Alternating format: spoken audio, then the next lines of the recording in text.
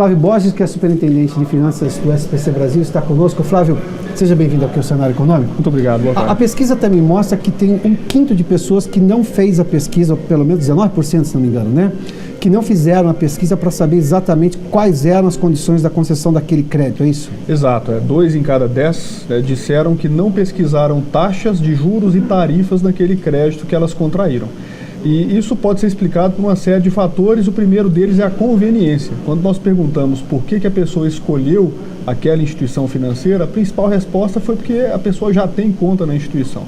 9,6% dos entrevistados disseram que pegaram o crédito ali porque foi desburocratizado, 15% disseram que porque o crédito foi oferecido. Então, assim, existe uma série de conveniências nesse processo de contração de crédito que faz com que a pessoa ignore o valor das taxas de juros que são cobradas. Que agora 35% é esse o valor, né? Consideram as taxas de juros elevadas. 35% consideram abusivas e mais de 40% consideram muito altas. Bom, quanto? 40 aí? 43%, se não me engano. Tá, vamos arredondar. 45 mais 35, nós estamos falando de um número gigantesco de 80%. Que as pessoas consideram as taxas elevadas demais. De juros absurdamente elevadas, é isso? Exatamente. Agora, nesse comportamento do consumidor, você fez menção à conveniência. Bom, ele tem uma conta no banco, normalmente aquilo já foi direto para a conta corrente dele, ou seja, teve facilidades, aquilo já era um crédito pré-aprovado. Não quer dizer que seja bom, mas já estava pré-aprovado. Agora, dá para entender também o quanto que o momento de dificuldade do ano passado, ou do ano retrasado, 2015 e 2016, as pessoas recorreram a isso porque precisavam urgentemente de algum recurso ou porque perderam o emprego. Dá para mensurar isso também? Dá. Nós vimos em relação ao ano passado uma queda, né? Nós tivemos aí 26% dos respondentes dizendo que tinham algum financiamento. Esse ano esse número caiu aí para cerca de 20% também, né? 19,7%. Ou seja, houve uma queda. O principal motivo para a contração de financiamento continua sendo a realização de sonho de consumo. Isso metade dos entrevistados disseram. No entanto... Ainda é metade? Ainda metade é sonho de consumo, né? Principalmente carro, né? Dentre as maiores incidências, né? Mas ainda tem aqueles 20 e poucos por cento que disseram que foi para fazer alguma necessidade ou para renegociar uma dívida, ou seja, a pessoa às vezes está endividada no cartão de crédito, ela troca essa dívida por um financiamento a taxas mais baratas. Porque normalmente a taxa pode ser até alta, mas é muito melhor do que a do cartão de crédito, que é absurdamente explosiva. 400% ao ano e alguns cartões chegam a cobrar. Então, se a pessoa consegue sair dessa taxa de juros, agora as novas regras do rotativo, elas na verdade direcionam a pessoa para sair dessa dívida, a taxa muito alta, né? Mas pode ser uma dívida de cartão de crédito, pode ser uma dívida de cheque especial ou pode ser um outro financiamento que esteja uma taxa mais elevada. Agora, dessas pessoas que recorrem ao crédito, você falou que 20%, em torno de 20% é porque era para pagar a dívida. Agora, esse valor é muito alto? Olha, é bastante elevado e nós estamos num momento na economia em que os bancos estão retraindo nessa concessão de crédito, né? Eles estão concedendo menos créditos e há um contingente persistente de inadimplentes aí que beira 60 milhões de pessoas. Nós fizemos uma pesquisa para traçar o perfil do inadimplente e nós vimos que o principal motivo é perda de emprego ou diminuição de renda. O primeiro motivo, perda de emprego, o segundo motivo, diminuição de renda. Então, esse é um perfil de inadimplente que dificilmente ele vai ter acesso ao crédito, ele vai conseguir contrair um financiamento a uma condição razoável. O Flávio, a gente não está correndo o risco de ter eu não vou usar a expressão apagão do crédito, que talvez seja pesada demais, mas alguma coisa parecida com isso, ou no caminho disso, se os bancos mantiverem esses juros exorbitantes que se cobra hoje, porque eu posso dizer que a pessoa não consegue pagar. Tá, se ela está endividada, ela não consegue pagar. Mas se o juro é muito alto, aí sim que ela não vai conseguir pagar. Não é a pergunta se quem veio primeiro, se é o ovo ou a galinha. Acontece que quem tem mais poder precisa ceder, porque senão ele vai perder, vai matar o credor dele. Aliás, vai matar o devedor dele. Se matar o devedor, não recebe nunca. É uma condição econômica complicada, né? Os juros altos no Brasil, eles são principalmente uma medida de risco.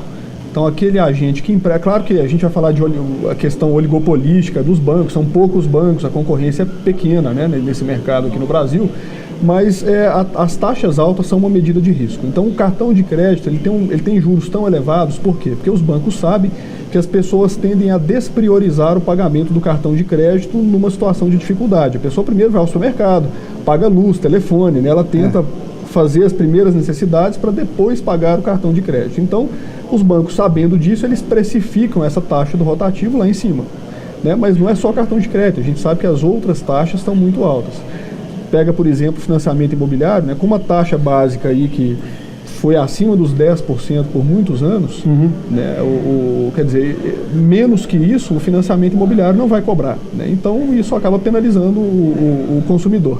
É uma percepção de risco não só do consumidor, mas como do país de modo geral. Toda vez esse programa aqui se notabiliza por dar um cuidado especial à questão dos juros cobrados no país e o que os bancos fazem, sobretudo no tamanho do spread bancário, essa diferença que o nosso espectador sabe que é exatamente do quanto o banco paga quando ele investe dinheiro e quanto cobra quando ele empresta o dinheiro do banco.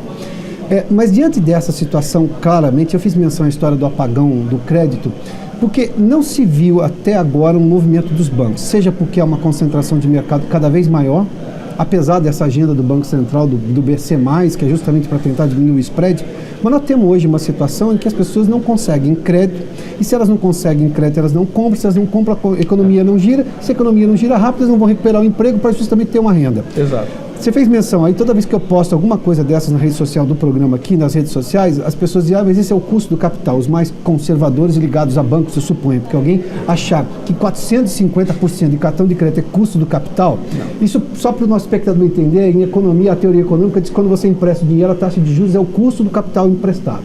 E você avalia o seu credor, o seu devedor e fala assim, vai pagar rápido, baixa os juros ou não. Isso. Mas acreditar tudo isso ao custo do capital é teoria econômica desviada ou desvirtuada. Não, tem uma percepção de risco, tem um certo conservadorismo dos bancos, tem a questão, né, do oligopólio, né? Olha, se 25% daqueles que pegam empréstimo porque tem uma conta naquele banco, e você tem aí 4, 5 bancos com 80%, 90% dos correntistas brasileiros, isso é uma medida de concentração que favorece muito a instituição financeira, né? Caixa Econômica, Banco do Brasil, Itaú e Bradesco, 80 e poucos por cento. E Santander, né, o quinto aí, né? Mas acho que os 80% são só desses quatro. São só desses quatro. Santander pega alguma outra coisa. Exato. E aí, assim, é um apagão do crédito. É claro que os bancos, uma maior disponibilização de crédito movimenta a economia, e dispara essa questão do emprego, né, como consequência, mas aí é uma discussão muito do ovo ou da galinha, né? A gente não sabe se vai começar aí, por exemplo, com o aumento da confiança dos investidores a partir de uma estabilização política ou a partir, enfim, de políticas econômicas implantadas que vão fazer com que as pessoas invistam mais, com que o consumidor consuma mais e assim, enfim, o giro da economia passe a rodar com mais velocidade. Alguém tem que chamar para renegociar em termos mais aceitáveis, digamos, mais internacionais? Sim, os bancos estão fazendo isso, né, em alguma medida com credores para tentar ativar. Tem um programa agora que a Febraban lançou algumas diretrizes, né, de negociação para os bancos. Eu estava vendo hoje mesmo um projeto de lei para a criação de recuperação judicial para a pessoa física, para um juiz tentar mediar essa negociação quando a pessoa deve para múltiplos credores. Então, assim, tem uma série de ações que, seja os bancos por meio da Febraban, né, ou capitaneados aí pela Febraban, ou o governo federal, ou o legislativo, né, por meio de um projeto de lei, que estão tentando meio que ativar esse processo de renegociação para recuperar o acesso ao crédito por parte da população. Agora, provavelmente a economia vai voltar a girar mesmo com retomada de confiança e de emprego, né? E eu acho que isso está claro para todo mundo.